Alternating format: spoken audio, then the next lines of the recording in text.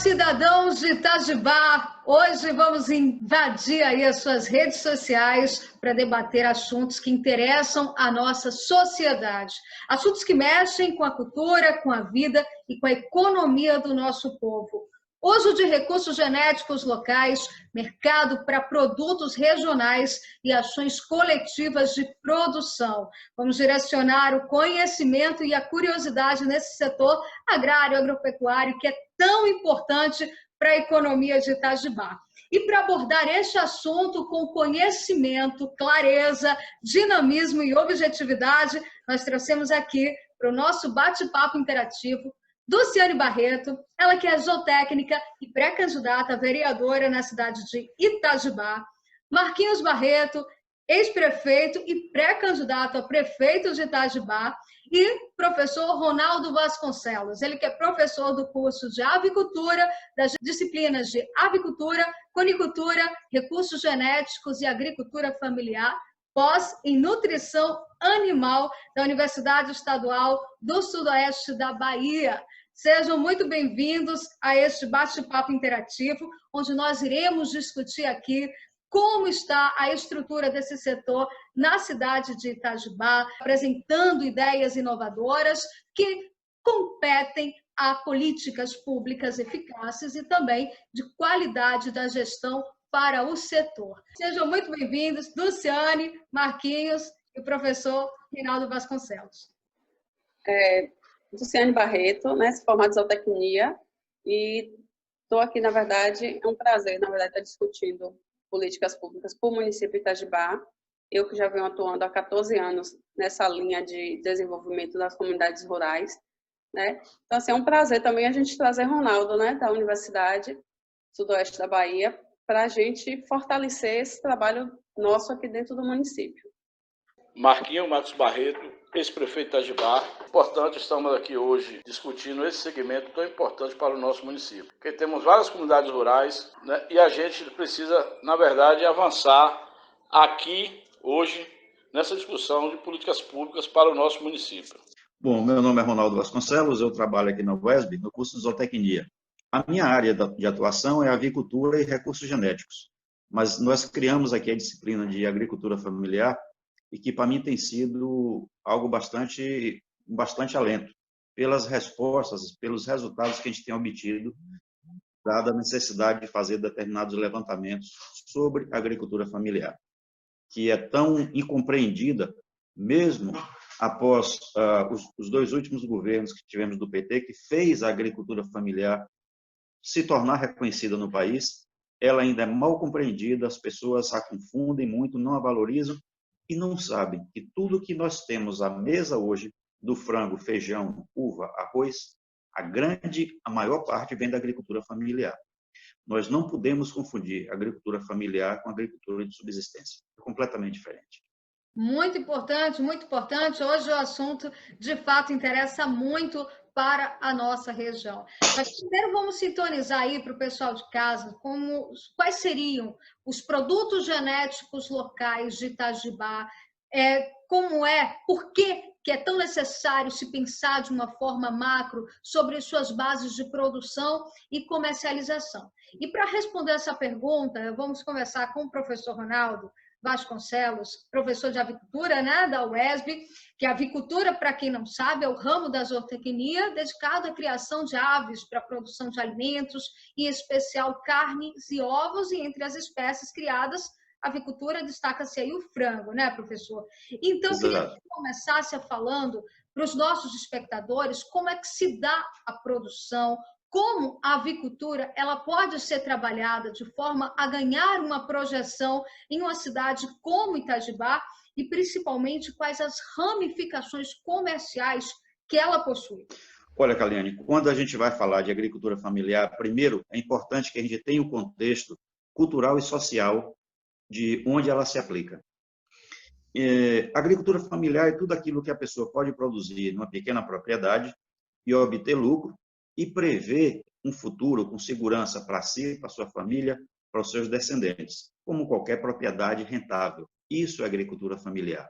O tamanho da propriedade, muitas vezes, pela nossa história, nós aprendemos que Nosso país o tempo inteiro é um latifúndio, com grandes monoculturas. Isso nos é imposto desde o estudo primário, quando, na verdade, a prática do dia a dia mostra que a produção se faz através de pequenas propriedades, normalmente abandonadas, desencontradas, sem um vínculo comercial que possa torná-las viável com melhor valor nesse sentido.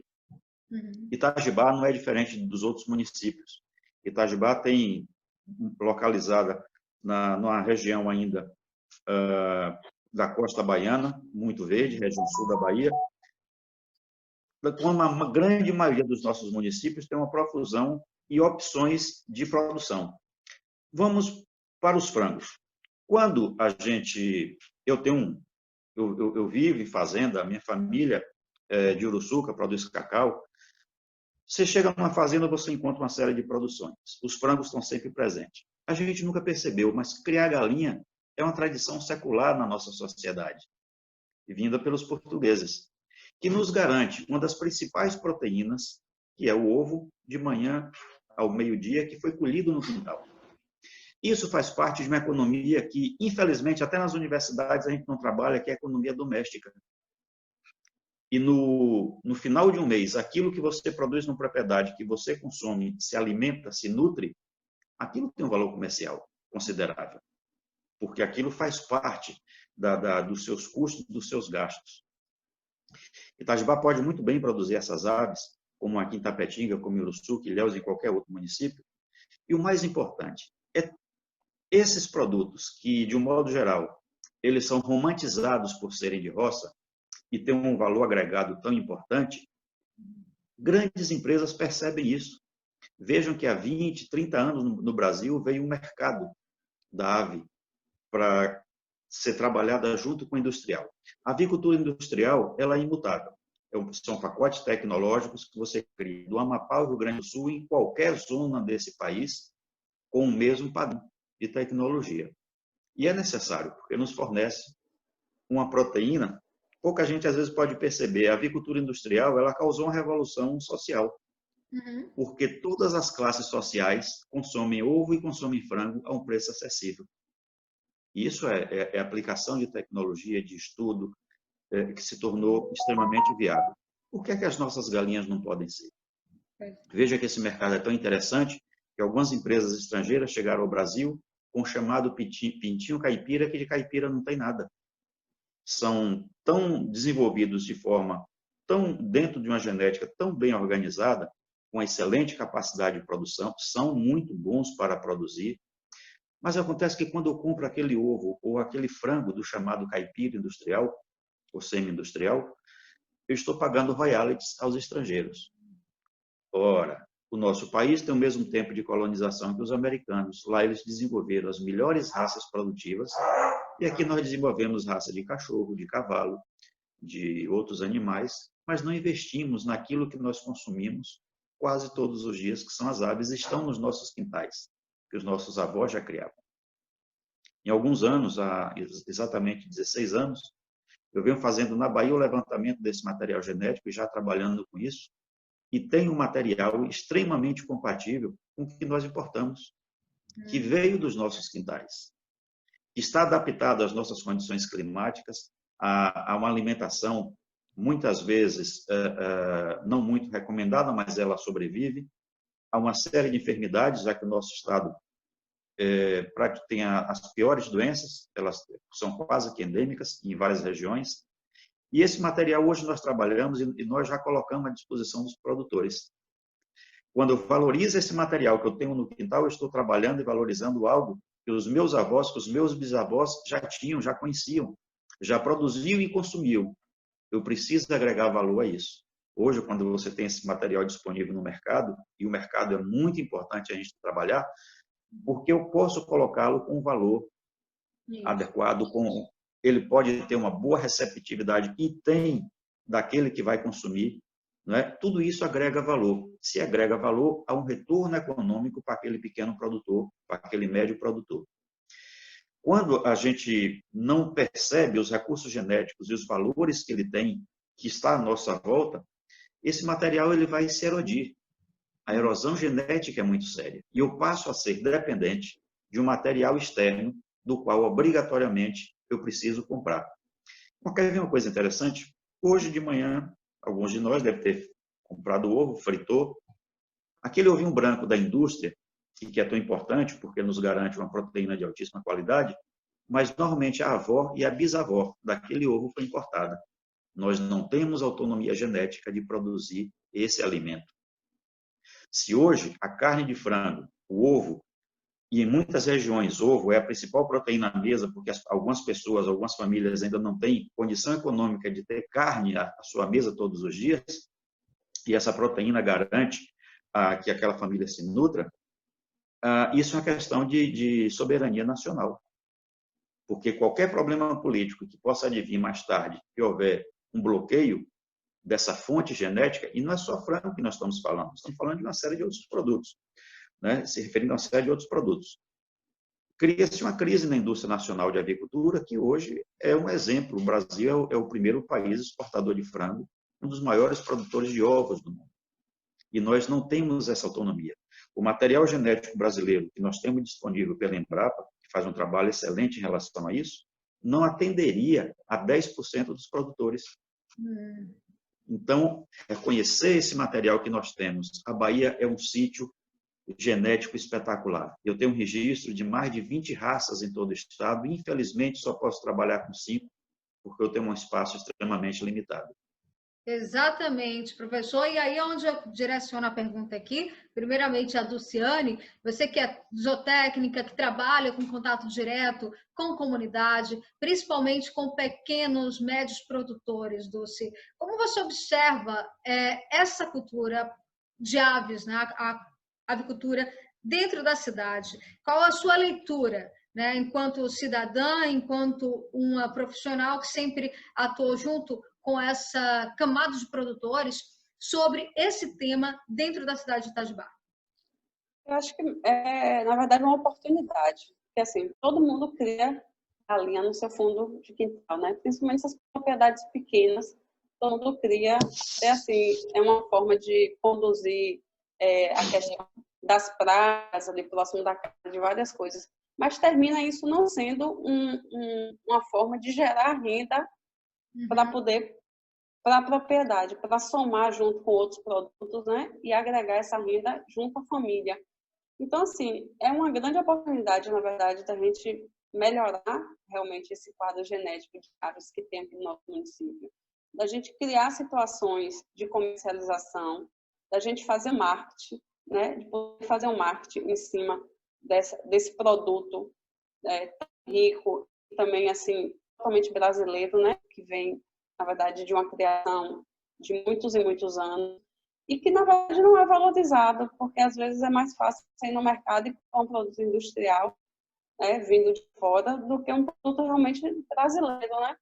Então, o que a gente está buscando é fortalecer essa agricultura, que a gente já viu há alguns tempos. O Claudio também faz um trabalho excelente na área de defumados. Então, assim, você pode pegar peças de frango, defumar e agregar valores a esse produto. E eu acho que é uma grande oportunidade da gente interagir com a universidade e fortalecer essa comunidade de Itajubá. Ótimo, ótimo. E você, Marquinhos? Você que já foi prefeito, já conhece os ritos processuais, burocráticos, né, para se implementar políticas públicas nesse setor. Diante ao que foi dito aí, tanto pelo professor, essas explanações técnicas, quanto pela Dulciane, como o senhor vê a possibilidade do fortalecimento dessa questão da avicultura dentro da cidade de Itajubá? Como falou o professor, na verdade a agricultura já é uma coisa tradicional no nosso município, na agricultura familiar, né? Tudo isso. E a gente precisa, na verdade, de um apoio maior. A agricultura familiar do nosso município está totalmente perdida agora, né? Assim, sem nenhuma estrutura nas estradas vicinais, nas questões de abastecimento de água. E o município, na verdade, precisa desenvolver todo esse segmento, né? A aves, como eu falei, é uma questão já tradicional do nosso município. Outros produtores têm, né, na verdade, um apoio maior no desenvolvimento, né, na produção, na comercialização. A gente sabe que a orientação técnica, né, assim, nosso município foi perdida. A Secretaria de Agricultura hoje é uma secretaria praticamente inexistente no nosso município.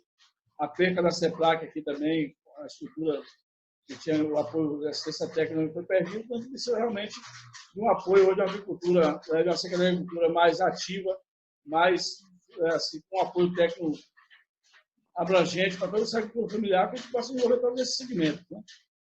Então, a gente acredita que isso passa por toda essa questão da infraestrutura e do apoio técnico para todos os nossos municípios. E quando falamos assim que a cidade pensa inicialmente em fortalecer determinado setor produtivo, principalmente quando está ligado a questões da agricultura, agropecuária, é pela formação de cooperativas e associações, né? A primeira forma que se pensa. Mas muitos pequenos e médios produtores, eles não gostam dessa forma de se trabalhar, pensam em um trabalho mais individual.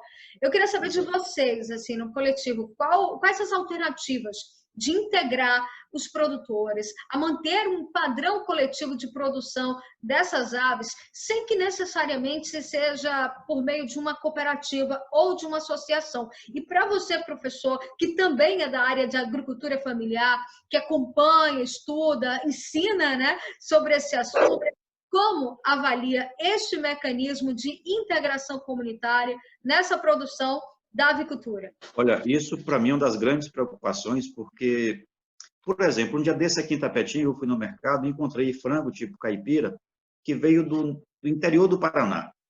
R$ 32,00 o quilo. Quando com todas as informações, eu fui ler, aquilo vinha de uma cooperativa de pequenos produtores. Aí eu me pergunto, por que em algumas regiões consegue e para a gente aqui é tão difícil? Há um aspecto de formação muito sério nisso aí, né, que independe de condição social. Me parece, me perdoe se eu estiver falando bobagem, mas eu acho que é uma questão de formação do nosso indivíduo rural, que ele não acredita na atividade conjunta, é muito individualista, e nós precisamos trabalhar muito isso. Isso talvez torne-se mais difícil a aplicação de determinadas práticas. Por exemplo, digamos que aí do Ciane consiga congregar uma comunidade dessa, não só frango, mas também aipim, frutas, verduras, coisas que se produzam, sejam naturais da produção local aí e que precisem melhorar a entrega, a colocação no mercado. O cooperativismo, o associativismo seria a forma mais fácil, porque você barateia custos, você viabiliza de forma individual para cada um a entrega e a transformação daquele produto. O trabalho que se tem para convencer as pessoas disso é muito grande. Isso é um trabalho educacional. Isso tem que ser levado como base da prática da extensão. Eu tenho uma série de insucessos causados por isso. E eu já tive aqui de trabalhar com determinadas comunidades, mas a falta dessa união não permitiu o sucesso da atividade. Eu tive 3 exemplos. Um aqui dentro de Tapetinga, em uma comunidade agrícola que tem ao lado da cidade, do outro lado do rio, onde nós trabalhamos com 35 pequenos produtores e só 2 chegaram a obter sucesso. Não havia possibilidade de você congregar isso aí. Eu acredito que a ausência e o não reconhecimento de uma ação cooperativa, de uma ação associativista, seja a principal causa dos insucessos. Eu estou agora batalhando para construir aqui um frigorífico. Na verdade, o Estado tem pequenos frigoríficos e a gente localizar aqui em Tapetinga, e eu estou tendo dificuldade em selecionar produtores que queiram se agregar a essa condição. Vejam como é difícil essa questão na nossa região. E me parece que isso é cultural. E essa questão cultural, essa questão de hábito, direciona. Você, Luciane, como é que você imagina essa interação? Como fazer com que, através, provavelmente, de política pública direcionada para esse setor, resolver essa questão, resolver essa interação da produção coletiva, cooperativa, ou mesmo individual, mas que tenha, né, um padrão de qualidade interagido com a comunidade? Isso realmente é um entrave, né? É um entrave, porque, assim, pelo tempo que a gente vem executando atividades aqui dentro do município, com apoio da mineração, que executamos várias capacitações, tudo, a gente, na verdade, não conseguiu agregar grupos de produção. A gente hoje tem pessoas que produzem individualmente, realmente tem renda, né? Tem, na verdade, aperfeiçoou o seu trabalho. Mas, assim, se você pedir uma quantidade de produtos para que seja encaminhado para uma venda, você não tem. Porque, na verdade, as pessoas não produzem de forma coletiva, né? Mas, assim, em todo setor a gente vai ter essa dificuldade. Aqui mesmo, pelo trabalho que a gente já desenvolveu dentro do município, conseguimos avançar em uma comunidade, que foi a comunidade dos Almeidas. Nas outras, na verdade, a falta de união entre, na verdade, seus moradores, essas comunidades, dificultou. Mas aí é aquela questão, né, de você trabalhar, procurar os agricultores que têm interesse e, na verdade, fortalecer um grupo. Se esse grupo realmente der certo, se monta-se uma associação, né? Se constrói uma associação.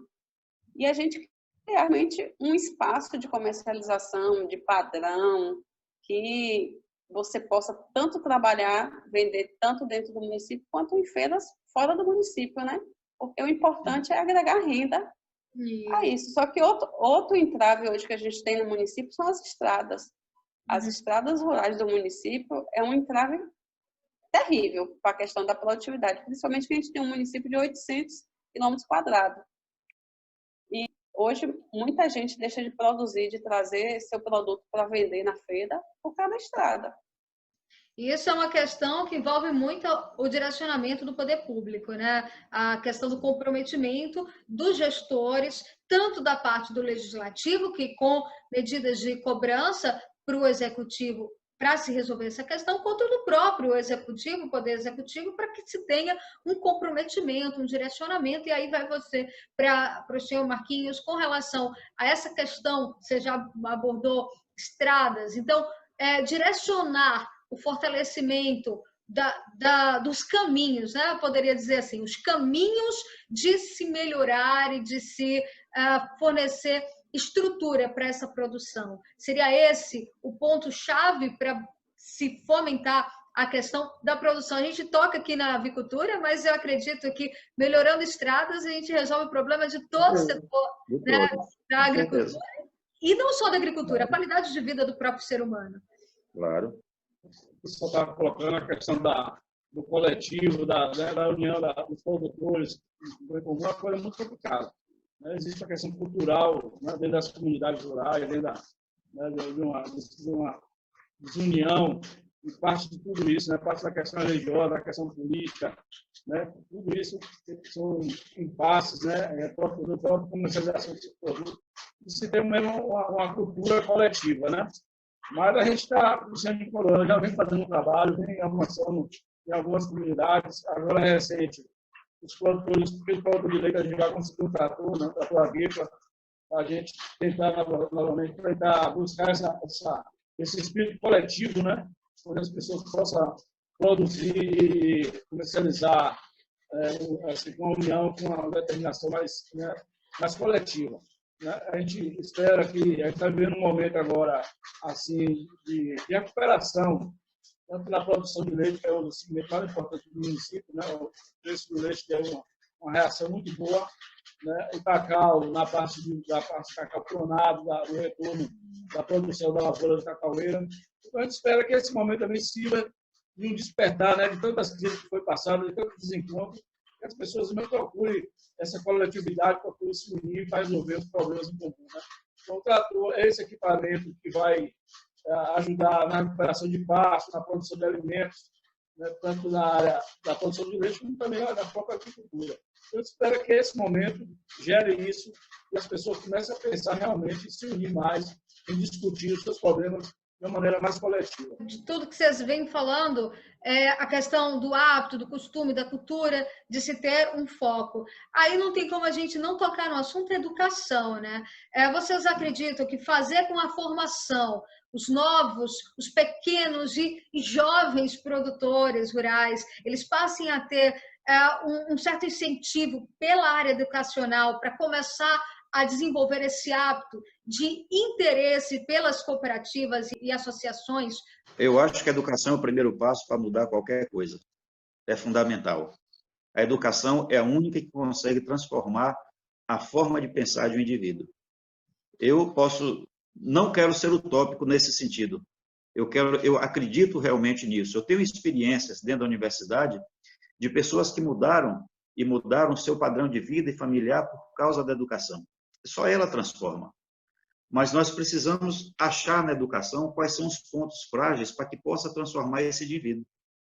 Por exemplo, vou tentar não ficar só em ovo, né? Porque eu acho que a agricultura familiar e recursos genéticos é de uma riqueza. Nós temos dificuldade, nós moramos numa zona agrícola com uma riqueza de verduras nativas que nós não conhecemos, que nós poderíamos incrementar. Primeiro, porque o que é que isso tem a ver com a educação? Porque isso poderia fazer parte da merenda escolar dos nossos alunos, acabar com farofa, carne seca e suco, e dar comida para essas crianças. Se na agricultura familiar garantisse, veja que a nossa merenda escolar, o Marquinhos pode me confirmar isso aí, não consta ovo, uma das proteínas mais completas que existe, não é? E o ovo poderia ser produzido na municipalidade, na localidade próxima, fornecido fresquinho, para que os nossos alunos, a partir lá do início do seu processo de educação, começassem, se acostumassem com isso. Por exemplo, vocês já ouviram falar de mangarito? Não. Não. Mangarito é uma batata nossa, brasileira, com baixíssimo teor glicêmico e extremamente saborosa, que os índios, nossos avós indígenas, consumiam e nós não reconhecemos mais. Né? Então, quando a gente fala de recurso genético, que a gente fala dessa riqueza e da educação, essas coisas tinham que ser produzidas próximas, trazidas para alimentar as nossas crianças, os nossos adolescentes, para que eles, a partir do momento que constituíssem suas famílias, reconhecessem esses produtos e garantissem a comercialização. Quando se fala de produção, a gente pensa nisso. Você tem a educação, mas tem o produto. E quem pensa em produzir, pensa em ter geração de lucro, renda. Não adianta a gente utilizar na teoria algo muito bonitinho, algo muito sustentável, mas na prática nós encontrarmos barreiras, portas que fechem, portas que não consigam expandir comercialmente. E aí acredito que é importante a gente ter um diálogo aberto, e aí tanto o setor executivo quanto o setor legislativo de cada município começar a pensar em política pública e em gestão eficiente. Para quê? Para que a população, os pequenos, médios produtores consigam ver lucratividade nessas cooperativas. Né? Claro, concordo plenamente com você. De forma alguma, essas atividades, o lucro tem que ser algo questionado. Não, o lucro faz parte. É o resultado, é o que vai me dar estímulo. Por exemplo, por que as nossas cidades pequenas, do interior, que tem tanta capacidade de produção, na sua feira, que é a hora de mostrar o que se produz, a gente não consegue congregar isso. O Marquinhos falou uma coisa interessante aí. De um modo geral, as secretarias de agricultura são cargos meramente políticos, e elas têm uma função política e social muito intensa a ser cumprida. Se no dia da feira, aquelas barracas estão ali, olha, aquela barraca da comunidade tal, ali vem de tal local. Aqui em Tapetinga eu dou risada porque o coentro daqui vem de 120 quilômetros de distância. Eu digo que a gente não produz nem coentro, sabe? E isso passa pela administração. Eu tenho pequenos produtores, eu tenho médios produtores, eu tenho condição de produzir comida e que essas pessoas tirem dali a sua fonte de subsistência. Sua fonte de renda. Subsistência, não vou usar essa palavra, desculpe. A sua fonte de renda. E tem que ter lucro. Mas, muitas vezes, dessas ações, algumas delas precisam ser coletivas. E aí a dificuldade é muito grande. E aí eu parto aí para a linha, realmente, do setor público.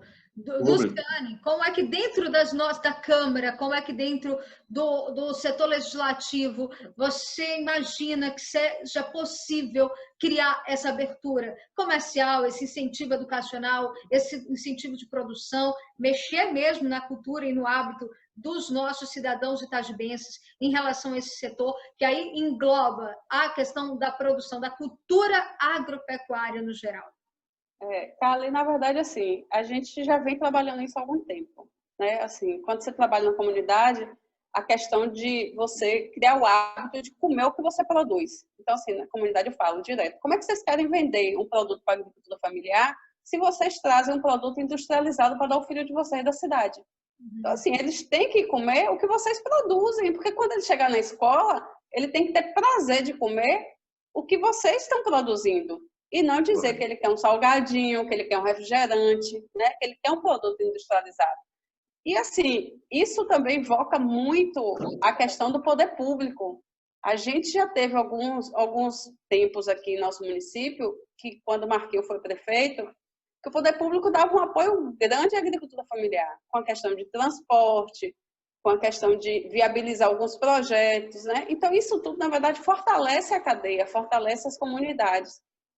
Quando a gente tem um poder público que, na verdade, não fortalece essa agricultura e faz só politicagem, na verdade, né? Só quer trabalhar com quem ele realmente tem de interesse, é muito complicado você desenvolver um município.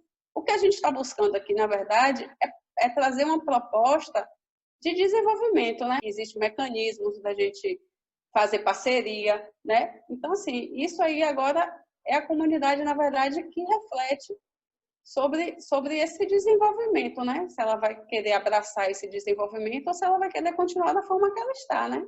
Aí você toca num ponto crucial, Luciane, que são em relação às parcerias, porque nós sabemos que o município ele está ali, ele tem pode ter a sua intenção, mas se o gestor ele não tiver uma visão macro, ele não tiver uma visão de atrair recursos da base esfera nacional, esfera estadual, trazer realmente essa política de incentivo através do capital, da alteração de meios formais legais e desburocratizando algumas questões que também dificultam muito, ele fica bem engessado, né? Então, Marquinhos, assim, como o Luciano já disse, você já veio fazendo um trabalho voltado também para essa área. Como você pensa em crescer a estrutura desse setor, de ganhar base, tendo fortalecimento, tendo apoio de esferas um pouco mais elevadas para poder trazer para dentro de Itajubá essas políticas de incentivo? Em Itajubá foram mais de R$500 mil em 2013. É um valor significativo para a agricultura familiar e, na verdade, fortaleceu muito a nossa agricultura naquele momento. Eu acredito que, né, a política pública ela tem que ser bem aplicada. E hoje a Secretaria de Agricultura do nosso município está ocupada justamente por uma pessoa sem nenhuma qualificação na área, que retornou ao município justamente para fazer política, para se manter um projeto político, né, de continuidade de um projeto que já está aqui há mais de 30 anos, levando um atraso e a dificuldade para o nosso município, somente na agricultura familiar. O município hoje não existe nenhuma política e aqueles que fazem a política pública, tentando desenvolver o nosso município, são retaliados, são negados o direito aos produtores, como é a questão do PAA, que foi negada, né, à comunidade dos Almeiras, por uma questão meramente política. Então, a gente vê que o que tem que ser uma decisão é a decisão de valorização desses produtores e de reconhecimento, né, da importância deles dentro do nosso município. Esse é um assunto de amplo interesse, que todos nós, sejam aqueles ligados ou não para a área da agricultura, que tenham ou não propriedades voltadas para esse setor rural, porque em um pequeno bate-papo como esse aqui, nós conseguimos mexer com a educação, mexemos com saúde, né, qualidade de vida, com a infraestrutura de uma cidade, e eu quero agradecer, né, ao professor, a Luciane, ao Marquinhos. Deixem aí suas considerações finais em relação a esse tema aqui nesse nosso bate-papo interativo.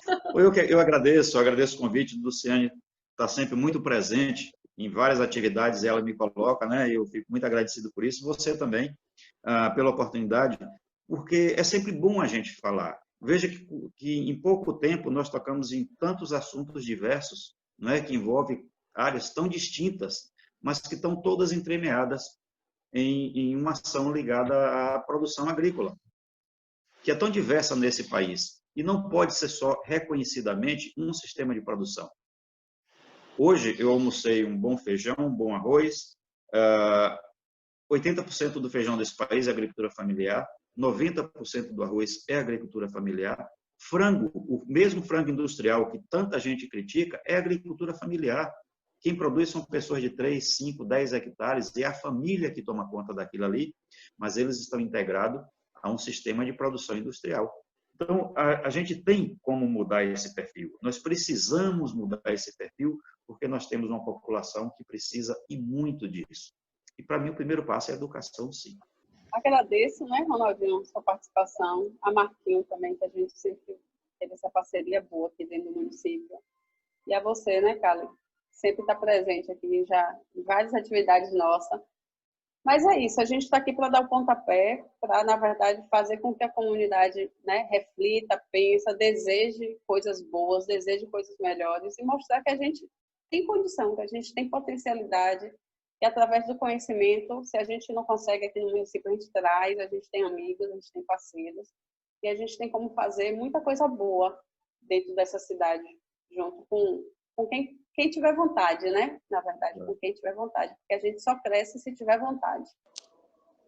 Calianda, hoje só tenho a agradecer por estarmos discutindo sobre este segmento tão importante ao nosso município. O município tem várias comunidades rurais, mais ou menos 1.000 produtores, pequenos produtores rurais, e um segmento importante na cadeia do cacau, né? O cacau volta hoje com o cacau clonado, fortalecendo essa cadeia, e a própria produção de leite, hortaliças e outros produtos que nosso município produz. A gente, na verdade, avança também, vamos tentar avançar na criação de frangos, uma mais para ser valorizada. A gente tem que criar uma discussão nesse momento, porque quando a população vai realmente parar para discutir o futuro do nosso município, e colocando assim em primeiro lugar a discussão também da agricultura familiar aqui em nossa terra, Itajibá.